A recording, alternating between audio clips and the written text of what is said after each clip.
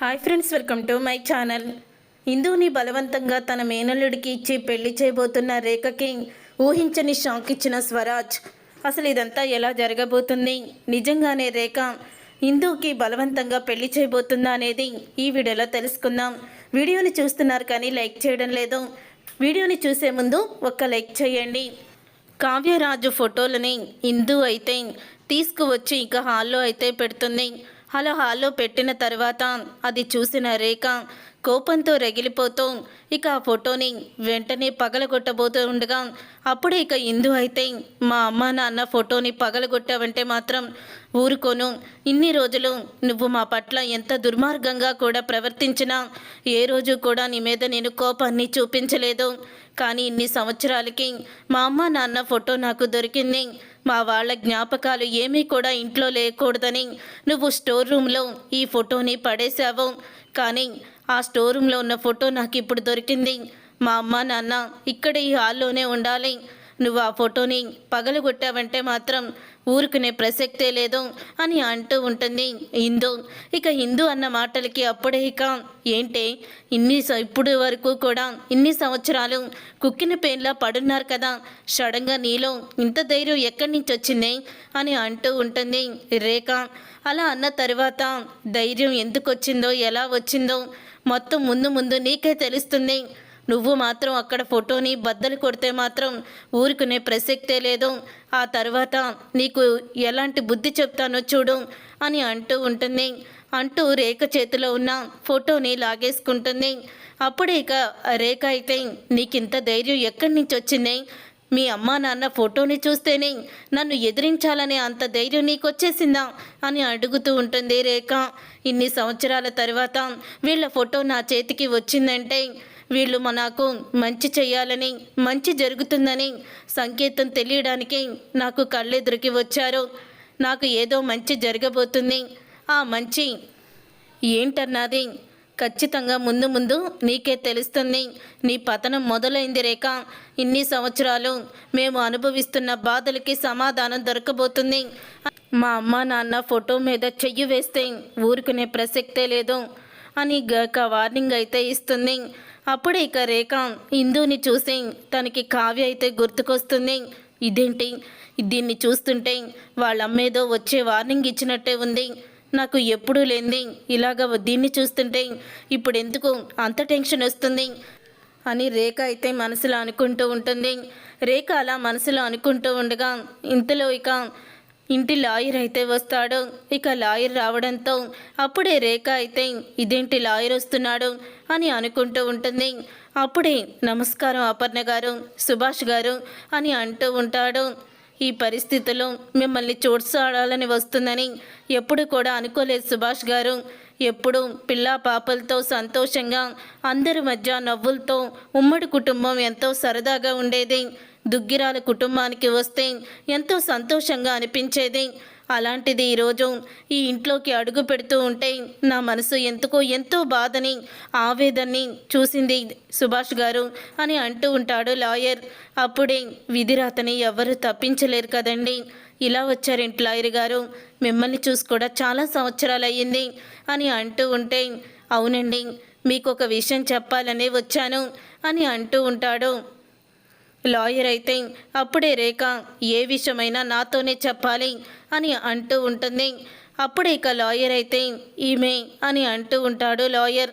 నేను రుద్రాణి కూతుర్ని అని అనగానే, అంత గొప్ప వ్యక్తి పేరుని ఎంత బాగా చెప్పుకుంటున్నావమ్మా. ఆ దుర్మార్గురాల వల్లే కదా దుగ్గిరాల కుటుంబం నాశనమయ్యింది. అంత చండాల పేరుని ఇంత గొప్పగా చెప్పుకుంటున్నావా అని లాయర్ అయితే అంటూ ఉంటాడు. మా అమ్మ గురించి ఒక్క మాట మాట్లాడారంటే బాగోదు, వచ్చిన పనేంటో చెప్పండి అని అంటూ ఉంటుంది రేఖ. అప్పుడు ఇక లాయర్ అయితే, చూడండి సుభాష్ గారు, మీ మనవరాలకి అంటే కావ్యరాజుల కూతురికి 25 సంవత్సరాలు వచ్చాయి. 25 సంవత్సరాలు వచ్చిన తర్వాత కావ్య పేరు మీద ఉన్న ఆస్తి వాళ్ళ అమ్మాయి పేరు మీదకి వస్తుంది. ఇప్పటి వరకు గార్డియన్గా ఉన్నవాళ్ళు ఆస్తి మొత్తాన్ని కూడా మీ మనవరాలకి అప్పచెప్పాలి అని లాయర్ అయితే అంటాడు. ఇక లాయర్ అన్న మాటకి అప్పుడే ఇంకా అంటూ ఉంటాడు సుభాష్ అయితే, మేము కూడా దీని గురించే ఎదురు చూస్తున్నాం లాయర్ గారు. ఎప్పుడెప్పుడు ఈ ఆస్తి మొత్తం నా మనవరాలి పేరు మీదకి వస్తుందని ఎదురు చూస్తున్నాం. మేము కూడా బరువు బాధ్యతల్ని ఎత్తలేకపోతున్నాము అని అంటూ ఉంటాడు. సుభాష్ అయితే, ఏంటి 25 సంవత్సరాల తర్వాత దీని ఆస్తిని మొత్తం దానికి అప్పచెప్పాలా అని అంటూ ఉంటుంది రేఖ. అవును, అప్పచెప్పాలి. చట్టరీత్యా ఒకవేళ బలవంతంగా లాక్కున్నా అది ఎవ్వరికీ కూడా వర్తించదు, ఆ అమ్మాయి సంతకం లేకుండా. అలాగే మీకు ఒక ముఖ్యమైన విషయం చెప్పాలి. ఈ అమ్మాయి సంతకం కాదు, 25 సంవత్సరాల తర్వాత ఈ అమ్మాయికి పెళ్లి చేయాలి. అలా పెళ్లి చేసిన తర్వాత తన భర్త అలాగే ఈ అమ్మాయి ఇద్దరూ కూడా కలిపి సంతకం పెడితేనే ఈ ఆస్తి ఎవరికైనా వెళ్తుంది, ఎవరికైనా చెందుతుంది అని అంటూ నిజాల్ని బయట పెడతాడు. అది విని ఒక్కసారి రేఖ షాక్ అయిపోతూ ఉంటుంది. ఏవండి, అసలు ఇలాగ ఎందుకు రూలు రాజకావ్య పెట్టారో మీకు తెలుసా? మన స్వరాజ్యం ఉండుంటే తన మేనల్లుడిని తన కూతురికి ఇచ్చి పెళ్లి చేయాలని వాళ్ళిద్దరూ అనుకొని ఇలాగా రాయించుంటారు అని అంటూ ఉంటుంది. అపర్ణ అయితే, నువ్వు చెప్పింది కూడా కరెక్టే అపర్ణ అని అంటూ ఉంటాడు. సుభాష్ అయితే, ఇక లాయర్ గారు అయితే, త్వరలోనే డాక్యుమెంట్స్ని తీసుకొస్తాను, మీ మనవరాల పేరు మీద ఆస్తి మొత్తం కూడా వచ్చేలా చేస్తాను అని చెప్తూ ఉంటాడు. ఇక ఆ మాట విని రేఖ వాళ్ళ వదిని కూడా షాక్ అయిపోతూ ఉంటారు. ఇదేంటి రేఖ, ఆస్తి మొత్తం నీ గుప్పెట్లో పెట్టుకుంటానన్నావు, ఇప్పుడు తీరా చూస్తే ఆస్తి మొత్తం కూడా వాళ్ళకి ఎవరికో వెళ్ళిపోయేటట్టుంది అని అంటూ ఉంటుంది. పక్కనే ఉన్న వాళ్ళ వదిన అయితే, అప్పుడే ఇక అపర్ణ అయితే, చూసారా అండి, భగవంతుడు ఇన్ని సంవత్సరాలకి మనల్ని కరుణించాడు. మొత్తానికి ఇప్పుడు ఆస్తి కోసం రాబందుల్లా పీక్కు తింటున్న కొంతమంది ఎగురుపోక తప్పదు అని అంటూ ఉంటుంది అపర్ణ. ఇంతలో ఇంకా అక్కడికి మినిస్టర్ అయితే వస్తాడు. ఇక మినిస్టర్ రావడంతో అప్పుడే ఇక అపర్ణ అయితే, రండి మినిస్టర్ గారు, మిమ్మల్ని చూసి చాలా సంవత్సరాలైంది, ఏం చేస్తుంది మీ అమ్మాయి అని అడుగుతూ ఉంటుంది అపర్ణ. మా అమ్మాయి బాగానే ఉందండి, మన ఇందు ఏది అని అడుగుతూ ఉంటాడు మినిస్టర్ అయితే. అప్పుడే ఇక ఇందు అయితే వస్తుంది. ఇందుని చూసి అచ్చం మన కావ్యలాగే ఉంది అని అంటూ ఉంటాడు. అవునండి, ఇప్పుడు వాళ్ళు బ్రతుకుంటే కూతుర్ని చూసుకొని మురిసిపోయేవాళ్ళు, ఇంతకీ మీరెందుకు వచ్చారో అని అడుగుతూ ఉంటుంది రేఖ మినిస్టర్ని. అప్పుడే ఇక మినిస్టర్ అయితే, అపర్ణ గారు, మీకు ఒక గుడ్ న్యూస్ చెప్పాలి అని అంటూ ఉంటాడు. గుడ్ న్యూసా, ఏంటండి అది అని అనగానే, మీ మనవడు బ్రతికి ఉన్నాడు అని అంటాడు మినిస్టర్ అయితే. ఇక ఆ మాట విని ఒక్కసారే రేఖ వాళ్ళ వదిన షాక్ అయిపోతూ ఉంటే ఇక అపర్ణ సుభాష్ అయితే ఆనందపడుతూ ఉంటారు. ఏంటండి మీరు చెప్పేది? అవును, ఆ రోజు యాక్సిడెంట్లో మీరు ఎలాగైతే బ్రతికి బయటపడ్డారో అలాగే మీ మనవడు కూడా బ్రతికి బయటపడ్డాడు, మీ మనవడు బ్రతికే ఉన్నాడండి అని అంటూ ఉంటాడు. ఇప్పుడు మా మనవడు ఎక్కడున్నాడు, వెంటనే వాడిని చూడాలి అని అంటూ ఉంటుంది అపర్ణ. కానీ తను ఎక్కడున్నాడో పూర్తిగా తెలీదు, కానీ నేను ఎంక్వైరీ చేయిస్తున్నాను. ఆ రోజు ప్రమాదం జరిగిన రోజు అతన్ని ఎవరో ఒక భార్యాభర్తలు హాస్పిటల్కి తీసుకువెళ్ళి ట్రీట్మెంట్ ఇప్పించారు. అప్పుడు మీ మనవడు తను షాక్లో గతాన్ని మర్చిపోయాడు. వాళ్ళే ఆ అబ్బాయిని పెంచుకుంటున్నారేమో అని నాకు కూడా అనుమానం వచ్చింది. నేను ఖచ్చితంగా తీసుకొస్తాను, స్వరాజ్ని తీసుకొచ్చి మీకు అప్పచెప్తాను అని మినిస్టర్ అయితే అంటాడు. త్వరగా మా మనవడు వచ్చేలా చెయ్యండి, మా మనవడికి మా మనవరాలకి పెళ్లి చేయాలి నేను అని అంటూ ఉంటుంది అపర్ణ.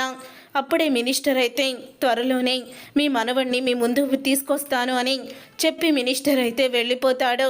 ఇక తరువాత రేఖ గదిలో నుంచొని ఆలోచిస్తూ ఉంటే రేఖ భర్త అయితే అంటూ ఉంటాడు, ఇన్ని రోజులు ఈ ఆస్తి మొత్తం మనదేనని సంబరపడ్డాము, ఈ ఆస్తికి అసలు వారసులం మనమే అనుకున్నాము, కానీ ఇప్పుడు దానికి 25 సంవత్సరాలు వచ్చాయి. అందులోనూ ఆ రాజు మేనలుడు ఆ స్వరాజు బ్రతికి ఉన్నాడని ఆ మినిస్టర్ చెప్పాడు. ఇప్పుడు ఈ ముసల్ది వాళ్ళిద్దరికి పెళ్లి చేస్తానంటుంది. ఒకవేళ ఇదంతా జరిగితే మన చేతికి మిగిలేది చెప్పే అని అంటూ ఉంటాడు రేఖ భర్త.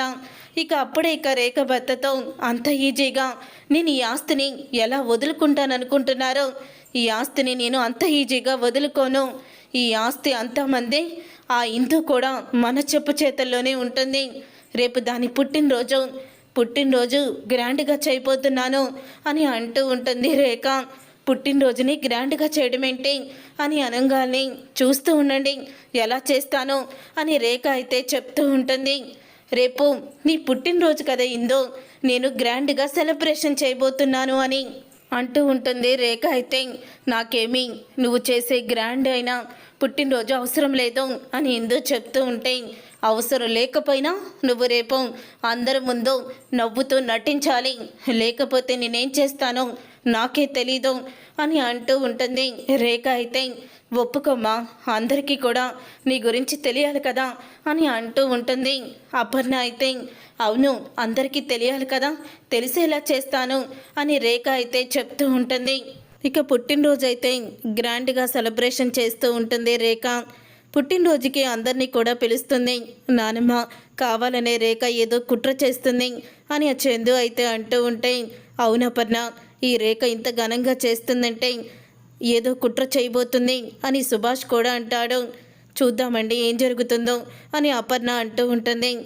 ఇక మినిస్టర్ కూడా ఆ పుట్టినరోజు పార్టీకి అయితే వస్తాడు. అప్పుడే ఇక రేఖ అయితే, ఇన్ని రోజులు నా భుజాల మీద ఈ దుగ్గిరాల కుటుంబం యొక్క గౌరవాన్ని మర్యాదల్ని నిలబెట్టుకుంటూ వచ్చాను.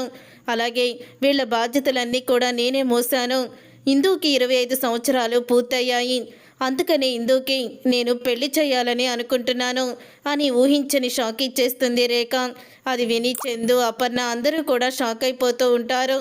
అప్పుడు ఇక ఇందుని మా వదిన అంటే నా భర్త వాళ్ళ అక్క కొడుక్కి, నా మేనల్లుడికి ఇచ్చి నేను త్వరలోనే పెళ్లి చేయబోతున్నాను, వచ్చే వారమే వీళ్ళ పెళ్ళి అని అంటూ అనౌన్స్మెంట్ అయితే చేస్తుంది.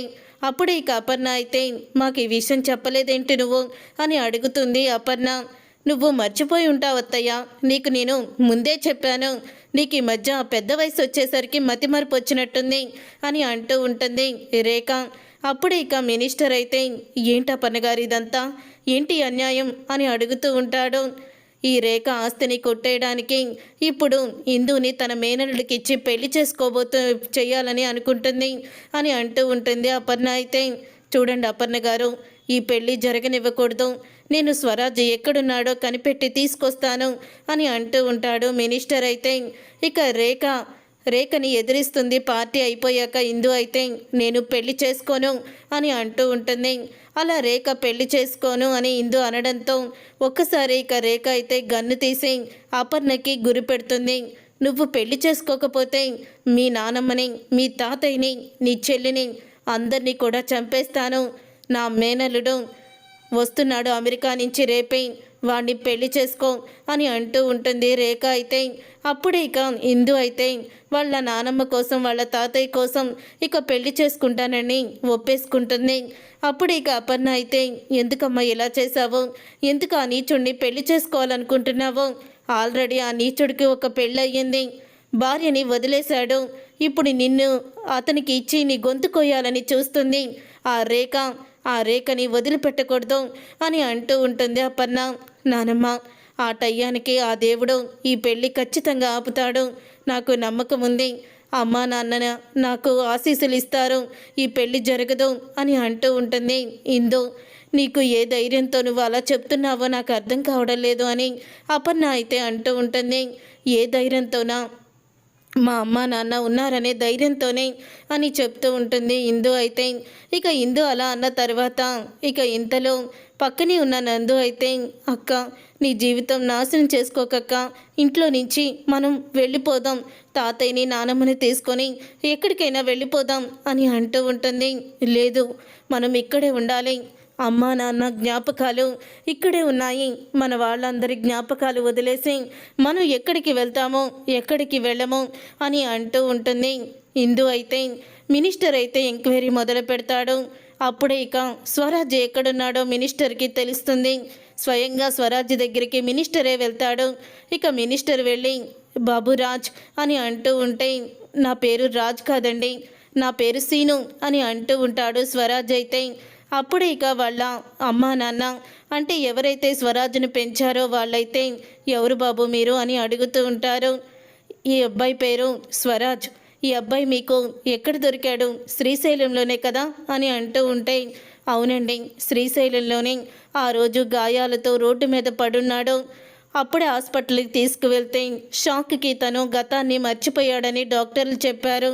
అప్పుడప్పుడు నిదట్లో లెగుస్తూ నాకు మంటలు మంటలు భయమేస్తున్నాయంటూ చాలా ఉలిక్కిపడి లేచి భయపడుతూ ఉండేవాడు అని అంటూ ఉంటే అప్పుడే ఇక మినిస్టర్ అయితే అంటూ ఉంటాడు, ఇతను ఒక గొప్ప కుటుంబానికి చెందినవాడు. ఇప్పుడు ఆ కుటుంబం కష్టాల్లో ఉంది. చూడు బాబు స్వరాజ్, గుర్తు చేసుకో, మీ అమ్మ నాన్న అందరూ కూడా బాంబు బ్లాస్ట్లో చనిపోయారు. మీ అమ్మని, మీ నాన్నని, మీ తాతయ్యని, మీ మావయ్యని, అత్తయ్యని అందరినీ చంపింది ఒకే ఒక్క దుర్మార్గురాలు రుద్రాని. ఇప్పుడు ఆ రుద్రాని కూతురు ఆస్తి కోసం మీ మరదల్ని తన మేనల్లుడికిచ్చి పెళ్లి చేస్తుంది. మీ నాన్నమ్మని, తాతయ్యని చిత్రహింసలు పెడుతుంది. నిన్ను, మీ మావయ్య, నీకు అలాగే మీ మరదలు ఇందుకి పెళ్లి చేయాలని చిన్నప్పుడే మీ అమ్మ, మీ నాన్న ఇద్దరు కూడా అనుకున్నారు. అలాగే ఒకరికొకరు మాట కూడా ఇచ్చుకున్నారు. నువ్వు వచ్చి ఆ కుటుంబాన్ని కాపాడాలి బాబు అని అంటూ ఉంటే అప్పుడే ఇక గతం అంతా కూడా గుర్తుకొస్తుంది మినిస్టర్ చెప్పిన నిజాలతో. అప్పుడే ఇక రాజు అయితే బయలుదేరుతాడు. ఇక పెళ్లి ఏర్పాట్లు అయితే జరుగుతూ ఉంటాయి. అప్పుడే ఇక అపర్ణ అయితే రేఖ, దాని జీవితాన్ని నాశనం చేయకు అని అంటూ ఉంటే నోరు మూసుకొని పక్కనే పడుండండి, లేకపోతే ఇక్కడ అందరినీ కూడా షూట్ చేసేస్తాను, నిమిషం కూడా ఆలోచించను అని రేఖ బెదిరిస్తూ ఉంటుంది. సరిగ్గా రేఖ మేనల్లుడు ఇందు మెడలో తాళి కట్టబోతూ ఉండగా అప్పుడే ఇక రాజు అయితే ఎంట్రీ ఇస్తాడు. రాజు ఎంట్రీ ఇచ్చి ఆపండి అని అంటూ గట్టిగా అరుస్తాడు. దాంతో ఇక ఇందు అయితే స్వరాజ్ని చూసి ఇక చాలా ఆనందపడుతూ ఉంటుంది. అపర్ణ అయితే స్వరాజ్ అని అంటూ పరిగెత్తుకుంటూ దగ్గరికి వెళ్ళి, నాన్న స్వరాజ్, అచ్చం మా రాజులాగే ఉన్నావురా, ఇక్కడ నీ కుటుంబానికి అన్యాయం జరుగుతుంది, నీకు కాబోయే భార్యని వాడెవడో పెళ్లి చేసుకుంటున్నాడు అని అంటూ ఉంటుంది అపర్ణ. అప్పుడే రేఖ అయితే ఎవడ్రా నువ్వు అని అంటూ ఉంటుంది. రేఖ, నువ్వు ఇలా అడుగుతావని ఆ భగవంతుడు మా మావయ్య రూపమే నాకిచ్చాడు.